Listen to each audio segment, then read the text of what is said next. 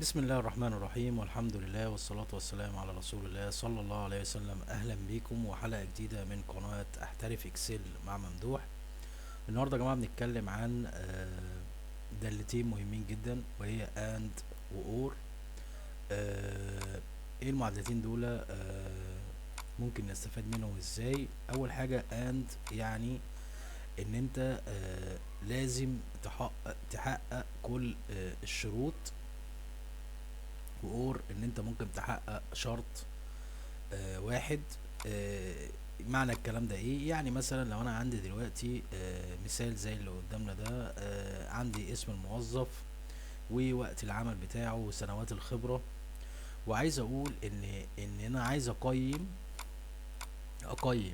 الموظف اللي عندي، تمام، بحيث ان انا اقدر اديله الحافز بتاعه. فالحافز بيقول لي ان لازم يكون وقت العمل بتاعه اكتر من 8 ساعات، وسنوات الخبرة مثلا اكبر من 5 سنين.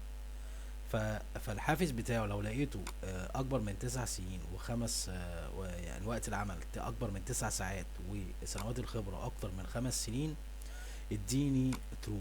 تمام، اديني ترو. ولو كان اقل من كده فاديني فولس. تمام.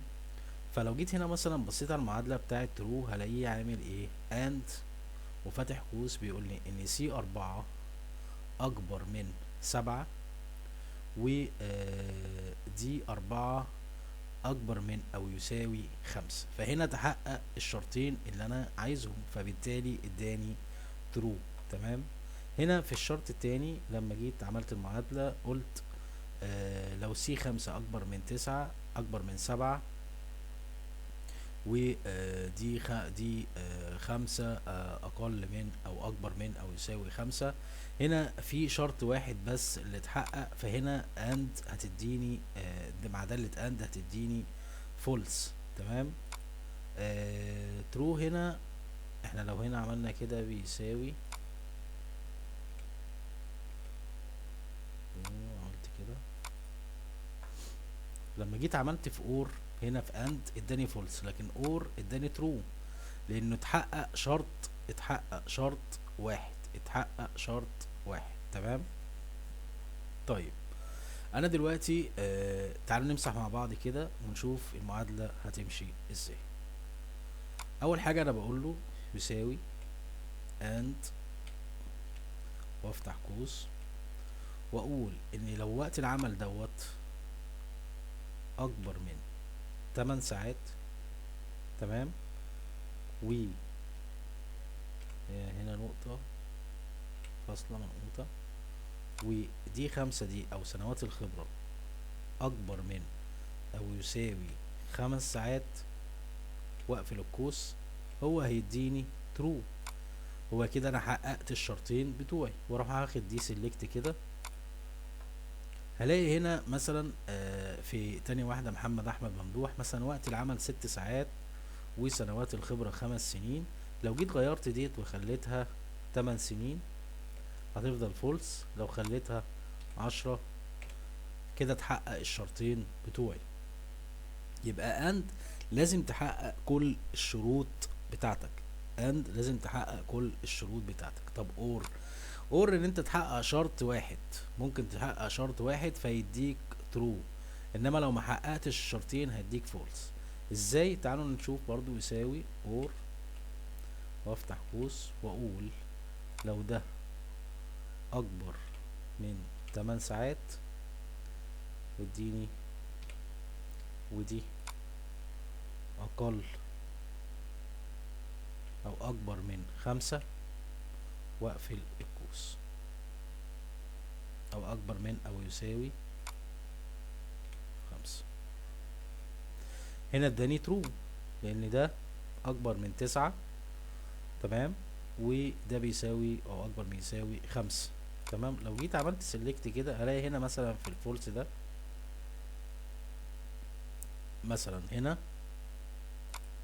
هنا مثلا في رقم 6 نظلله، هنا اداني شرط واحد، ان هنا وقت العمل اكبر من 8 ساعات لكن سنوات الخبرة اقل من 5 سنين، بس اداني ترو. يبقى هنا الفرق بين اند واور ان اند لازم تحقق كل الشروط، واور ممكن تحقق شرط واحد عشان يديك ترو. طيب ازاي اربط الكلام ده بقى؟ هل بحيث ان انا ادي الحافز بتاع الناس ده لو حطيت هنا زودت هنا مثلا كده اف وافتح قوس، انا هقول له كده بس اديني 100 جنيه، تمام، ولو ما كانش اديني 50، وراح قافل القوس.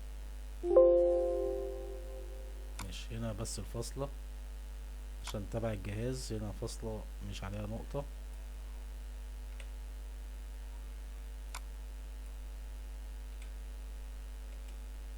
راح اداني 100 جنيه. هتلاقي كل الترو هيديني 100 جنيه، والفولس هيديني 50 جنيه. طيب في حالة الأور، لو أنا عايز مثلا أقول له لو حققت شرط واحد اديني 50 جنيه، لو ما حققش اديني صفر. فهنا أقول له اف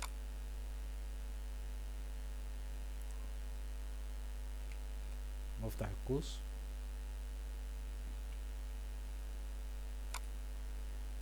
فاصلة 50 فاصلة 0، واديله انتر. هنا اداني 50 جنيه. يبقى ده ما حققش الشروط فخد صفر، ده حقق شرط واحد فخد 50 جنيه، ده ما حققش الشروط خد صفر. هنا ده حقق شرط واحد فاداني 50 جنيه.